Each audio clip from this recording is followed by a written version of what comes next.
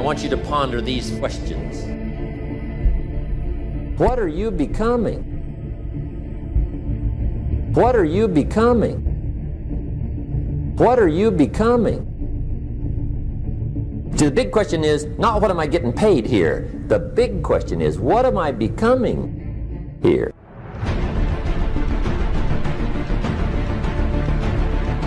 Because true happiness is not contained in what you get. Happiness is contained in what you become.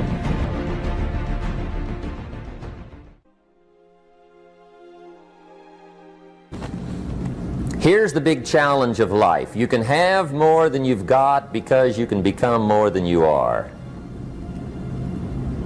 That's the challenge. And of course the other side of the coin reads, unless you change how you are, you'll always have what you got. I have found in my experience that income does not far exceed personal development. Now sometimes income takes a lucky jump. But sure enough, unless you grow out where it is, it'll usually come back where you are. Life has strange ways. If somebody hands you $1 million, best you become a millionaire quickly, so you get to keep the money. Otherwise, sure enough, it'll disappear. Somebody once said, if you took all the money in the world, divided it up equally among everybody, it would soon all be back in the same pockets. Incredible. Success is something you attract, not something you pursue. Success is looking for a good place to stay. So instead of going after it, you work on yourself. Personal development. See, the major question to ask on the job is not what are you getting. The major question to ask on the job is what are you becoming? See, the big question is not what am I getting paid here. The big question is what am I becoming here? Because true happiness is not contained in what you get. Happiness is contained in what you become. So that's our major subject for tonight, personal development. Of all the assignments Mr. Schoaf gave me at age 25, this was probably the most difficult. In fact, I'm still working on this one. I think it's an unending challenge to see what you can become. The next subject is called Basic Laws. And it's good to study the basics. And I call these basics primarily because they come from the Bible. Now, I'm not a theologian or a minister, and that'll be apparent. But Mr. Schoaf taught me that the Bible was a good textbook for ideas and stories and success equations, how to live the better life. I found out that was true. He also taught me that the Bible is as practical as it is spiritual, and I found out that's true. If you look at your bank account and your income and you're not happy, there are several places in the Bible to check to see what the heck's wrong so you can make the changes. And we're going to cover some of those tonight, called basics. Okay, the next subject is my favorite, setting goals.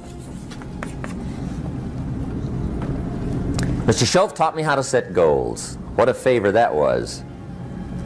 One morning at breakfast, shortly after I met him, he said, Jim, let me see your current list of goals and let's go over them and talk about them. He said, maybe that's the best way I can help you get a better direction started. And I said, I don't have a list. He said, well, is it out in the car or home somewhere? I said, no, sir. I don't have a list anywhere. He said, well, young man, that's where we got to start. He said, I can tell you right now, if you don't have a list of your goals with you, he said, I can guess your bank balance within a few $100s. Which he did. And that got my attention. I said, you mean my bank balance would change if I had a list of goals? He said, drastically. That day I became a willing student how to set goals. And sure enough, learning how to set goals changed my life. And I often wondered why no one had ever taught me how to set goals up until age 25. I went to high school, but if they offered it, I missed it. I went to college for a year, never heard it. I worked for Sears. Really. And to my knowledge, Sears never taught it. Right? How to set goals. So here I am, age 25, married, my family's starting, I've been to college, I'm working, and I still don't know how to set goals.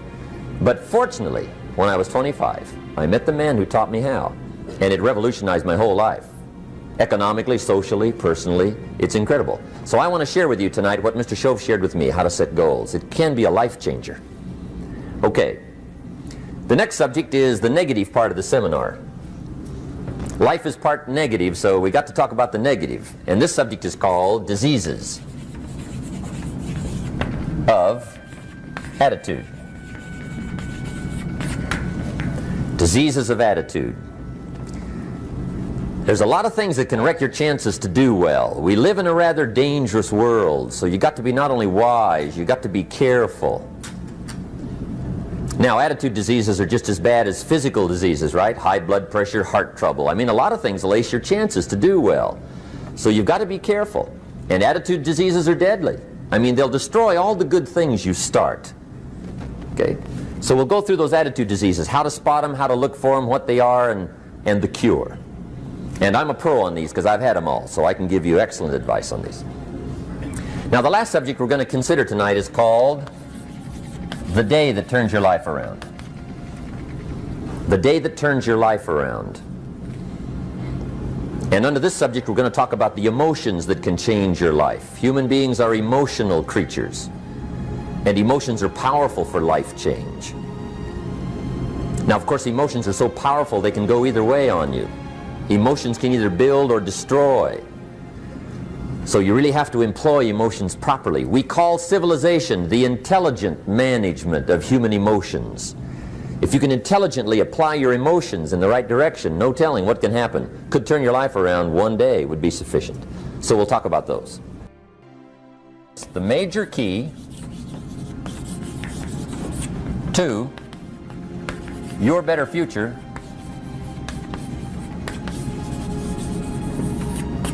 is you. That's the theme of our seminar tonight. The major key to your better future is you. And I'd like to have you underline two words just to give it some added punch. Underline the word major and the word you, so that it reads, the major key to your better future is you. Now, my first suggestion is transfer this to a card or something where you can put it up, where you can see it every day. Preferably put it up where you can see it at the beginning of the day, before you go off to put the day together. This is a good phrase just to glance at, to keep in mind as you're putting the day together. It's called the silent seminar. If you'll just let this talk to you during the day, I found it to be tremendously helpful. The major key to your better future is you. For a big share of my life now, I didn't have this one quite figured out. Among a lot of things I didn't have quite figured out. Many things used to puzzle me back in those early days.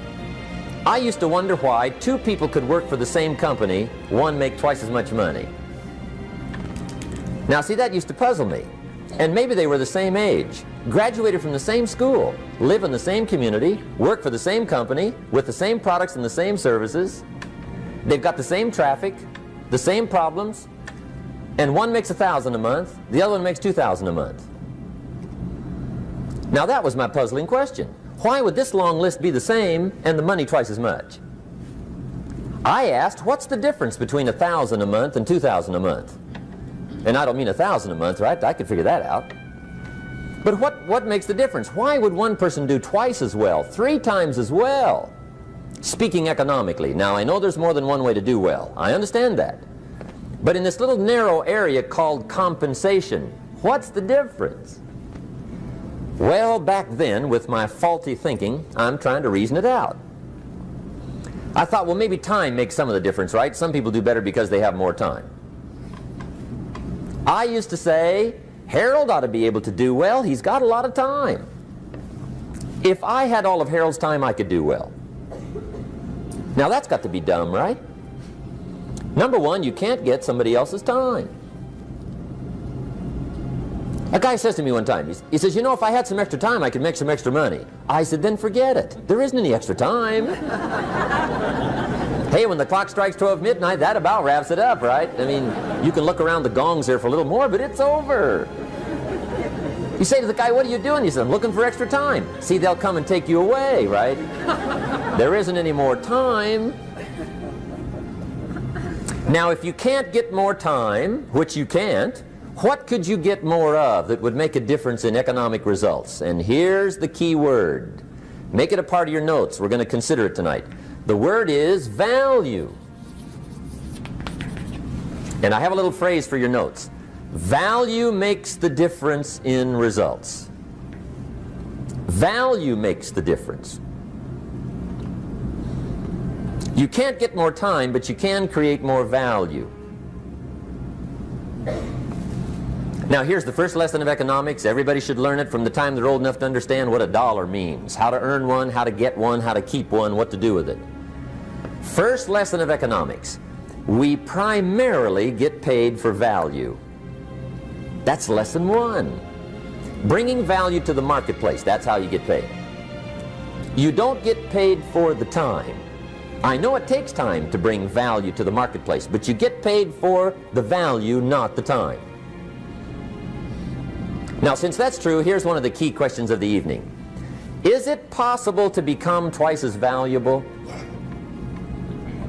at the marketplace and make twice as much money in the same time? Could you become 3 times as valuable?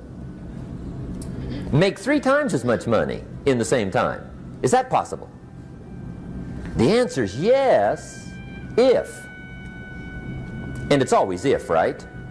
Life is known as the big if. Harry Truman once said, life is iffy. How true. And here's the big if we're going to consider it tonight. It's possible to do much better at the marketplace if you go to work primarily on yourself.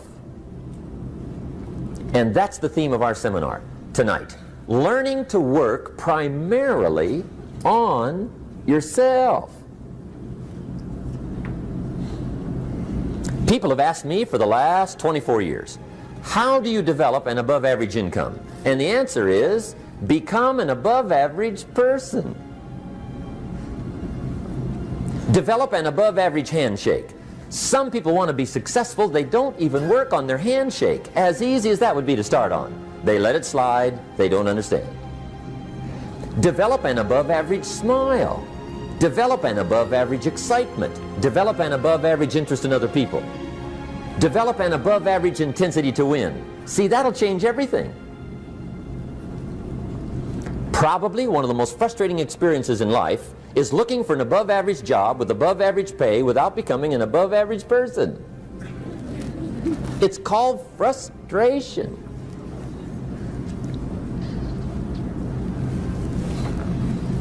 And Mr. Schoaf gave me probably the greatest clue he gave me when I first met him. He said, Jim, if you want to be wealthy and happy the rest of your life, just learn this lesson well. He said, learn to work harder on yourself than you do on your job.